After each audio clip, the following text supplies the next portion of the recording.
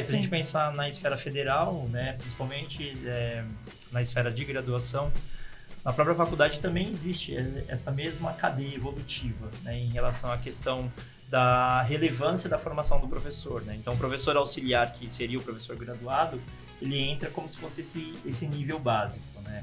Quando ele consegue avançar para a titulação de mestre, ele vira um professor adjunto. Por isso que a gente tem essas terminologias, né?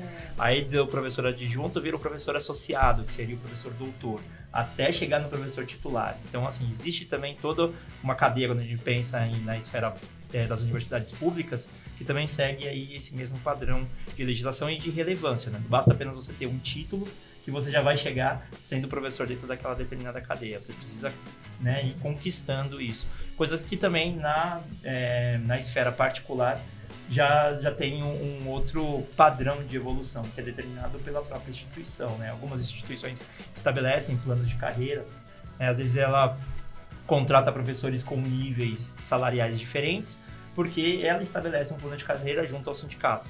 Se ela não tem esse plano de carreira, o professor não pode chegar, né, o professor novo não pode chegar ganhando menos que o professor que já está em casa, porque às vezes acontece isso, né? Às vezes a escola ela quer pagar menos para o professor que está sendo contratado agora do que o professor que já tá mais velho lá, mas se ela não tem homologado isso, o plano de carreira dentro do sindicato, ela não pode fazer isso. O professor, aí, né, anota uma dica, hein, ele gente? pode pedir equiparação salarial se alguma escola, né? Porque a gente vê isso como uma má-fé da própria escola, né?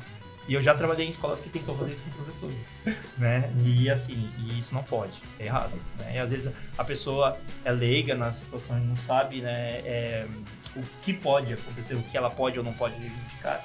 E isso é algo que não pode, que a escola não pode fazer com o professor, pagar menos porque ele está chegando agora. Sendo que se ela não tiver um plano de carreira